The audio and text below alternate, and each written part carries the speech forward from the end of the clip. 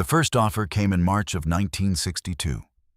A letter on cream stationery from a company called Inland Residential Properties, with a Chicago address and a number at the bottom of the page that Glenn Tabor read twice at the kitchen table, and then sat face down on the wood.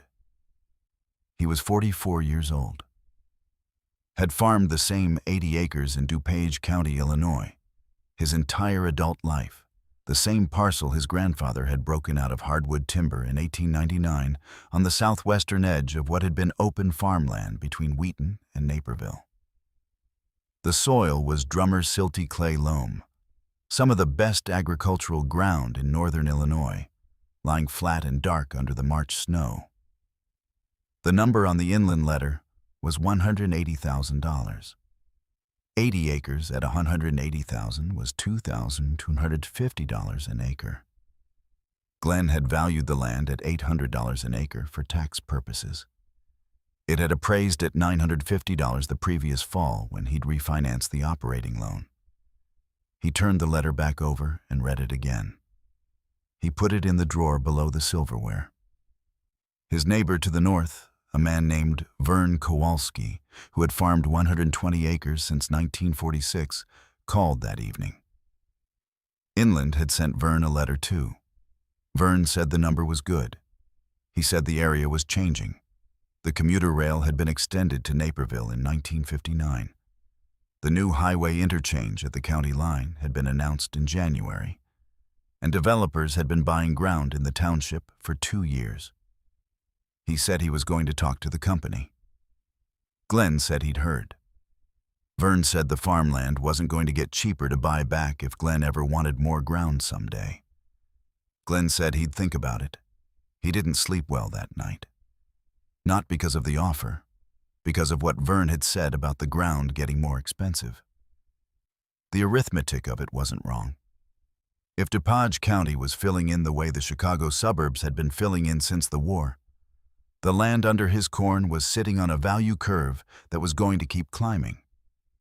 The question wasn't whether the land was worth $2,250 an acre.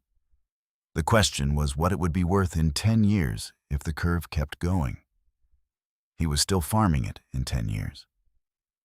He pulled the letter out of the drawer on Sunday and wrote "No" across the top of it in pencil.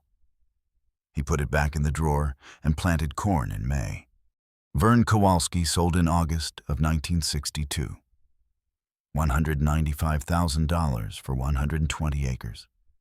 The number had moved up from the March letter after Vern negotiated. He moved to a rental house in Wheaton and told Glenn he was putting the money in bonds and dividends, and that at 58 he was done with corn. The Kowalski ground broke for a 47-lot subdivision called Briarwood Estates in the spring of 1963. By the fall of that year, the street grid was in, and the first model homes stood at the corner of what had been Vern's North Cornfield. Glenn planted his own corn that spring, with Vern's subdivision stakes visible from the cab of his tractor on the North Passes.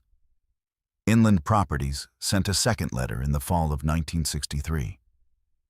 The number, $210,000. Glenn wrote "No" in pencil and filed it with the first one. His neighbor to the east, a woman named Helen Pratt, who had farmed 60 acres since her husband died in 1955, sold in early 1964. $138,000 for the 60 acres.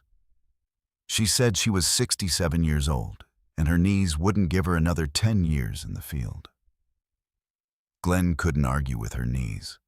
His neighbor to the south, the Widener brothers, who had run a cash grain operation on 200 acres since the 1940s, held through 1964 and into 1965. They were the last large operation in the township besides Glenn. In February of 1965, they sold to a different company, Meadow Creek Development, for $490,000. 200 acres, $2,450 per acre. Glenn was surrounded on 3 sides by subdivision.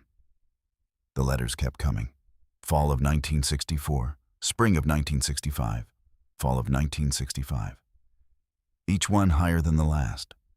He filed them in the silverware drawer, then in a folder when the drawer got full, then in a box when the folder filled. The box was in the hall closet. The DuPage County Farm Bureau meeting in January of 1966 drew 12 farmers. That was the number who were still farming in the township, 12, down from the 31 who had attended the January 1960 meeting. Glenn knew them all, by name, by operation size, by what they grew, and what equipment they ran. The county extension agent, a man named Les Hartley, gave a presentation on land values and property tax implications for remaining agricultural parcels in suburban counties. The presentation contained a number that Glenn wrote on the inside cover of his farm notebook. Agricultural land in DuPage County was being reassessed at residential development values by the county assessor's office, regardless of whether the land was still in farming operation. The tax implication was direct.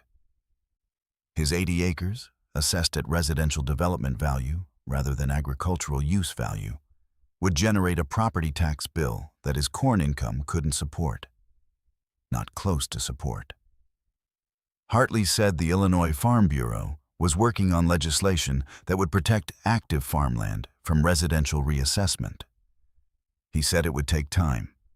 Glenn said he appreciated that. He drove home and pulled out the most recent tax bill. His 1965 property tax on 80 acres of active farmland, $1,840.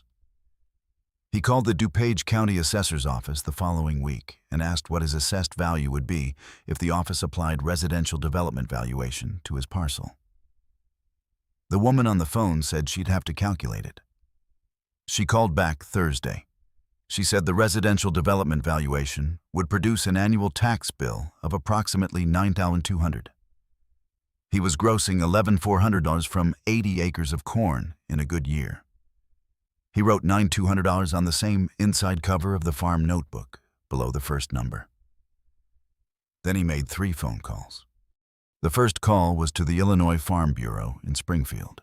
He spoke to the organization's legislative liaison, a man named Orville Steck, about the timeline on the preferential assessment legislation.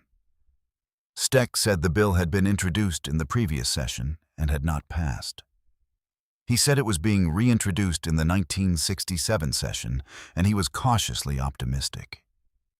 Glenn said he needed to know how cautious and how optimistic. Steck said he'd be honest. The bill had opposition from county assessors and from residential development interests. He said passage in 1967 was possible but not certain. The second call was to a land use attorney in Wheaton named Frank Calabrese, who had been handling agricultural easements and land use matters in DuPage County for 11 years. Glenn asked what his options were if the residential assessment was applied before the legislation passed. Calabrese said there were 2. Contest the assessment through the County Board of Review, which had a limited success rate in DuPage County on agricultural cases, or apply for agricultural valuation status under existing statute, which required demonstrating that the land was in bona fide agricultural production. A demonstration that should have been simple, but that DuPage County had been making difficult for holdout farmers by requiring detailed production documentation. Glenn asked what the documentation required. Calabrese listed it. Crop production records for the previous 3 years, soil classification documentation, operating expense records demonstrating active farming, proof of market sales, elevator receipts, or crop insurance documentation. Glenn had all of it. He'd kept records since 1951. The third call was to the county assessor's office. He requested the formal application for agricultural valuation status and asked for the deadline. April 1st. He filed on March 19th. Complete documentation, 3 years of crop records, soil survey from the University of Illinois Extension, elevator receipts going back to 1951, the operating loan records from the bank in Wheaton, the crop insurance policy. The assessment came back in September of 1966. Agricultural valuation maintained. Annual tax, He put the assessment notice in the box with the offer letters. The 1967 Illinois Farmland Assessment Act passed in June of that year.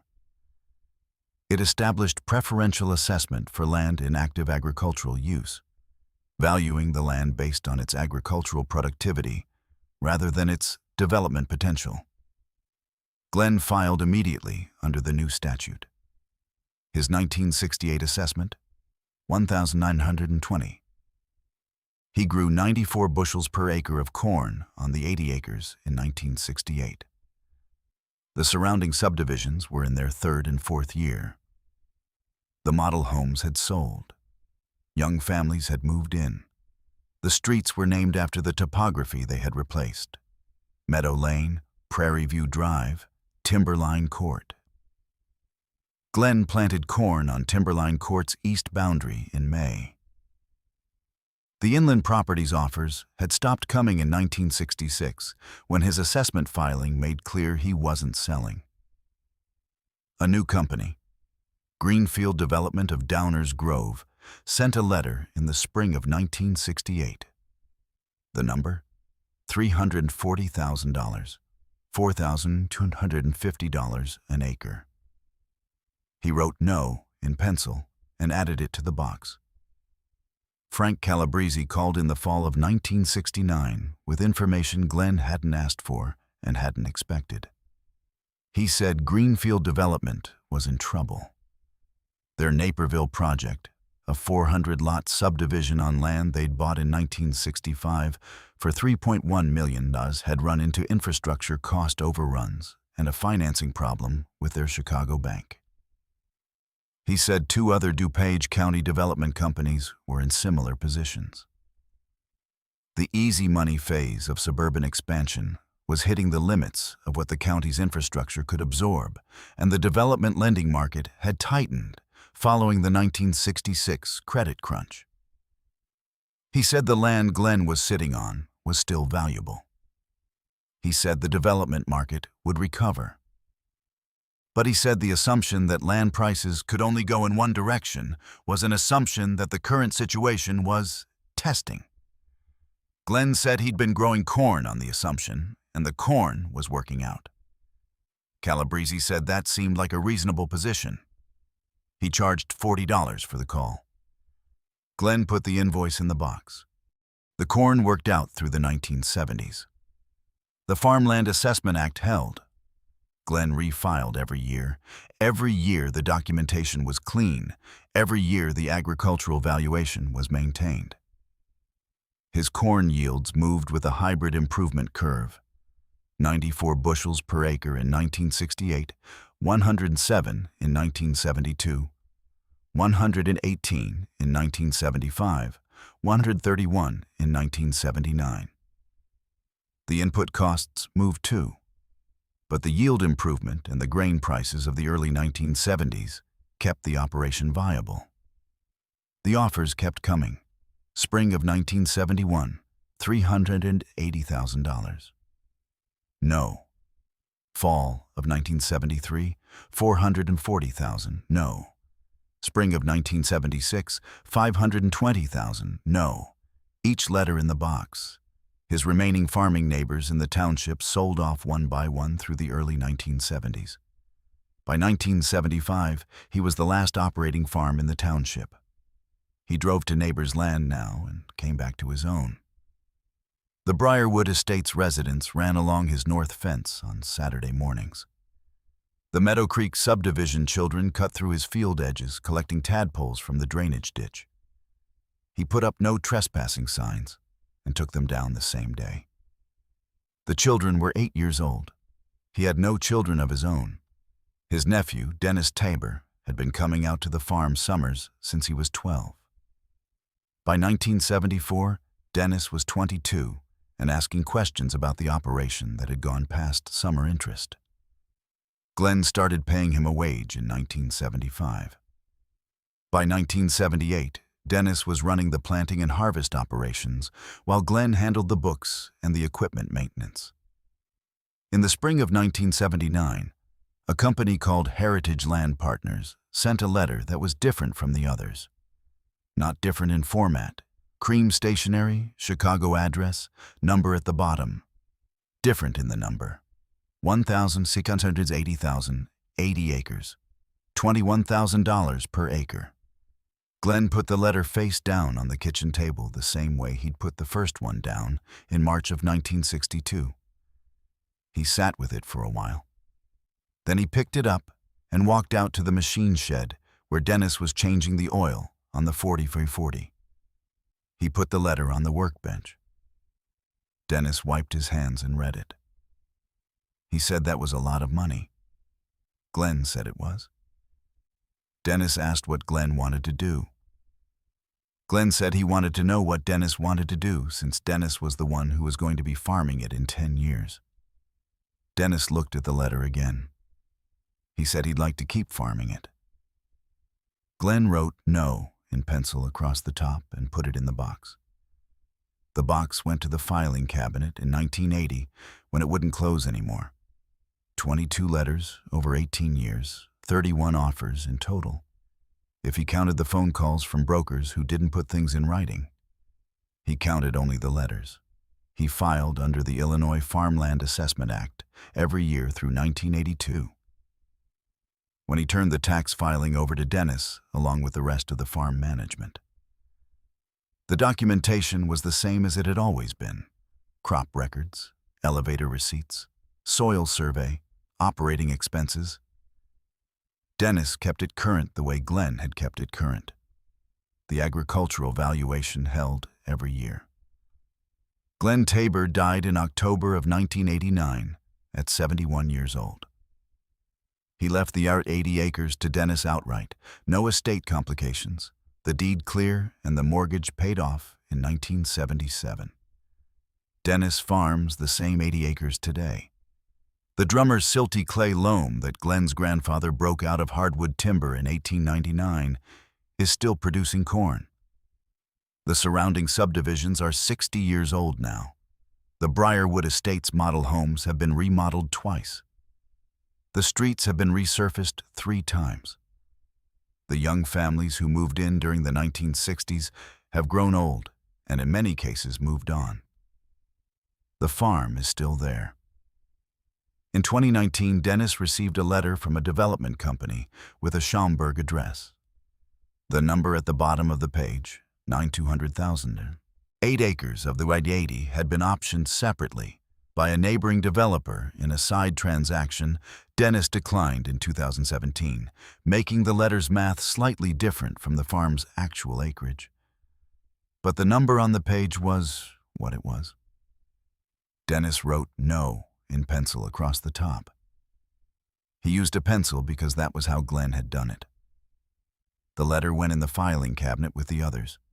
22 of Glenn's, 1 of Dennis's so far. The corn was in the ground.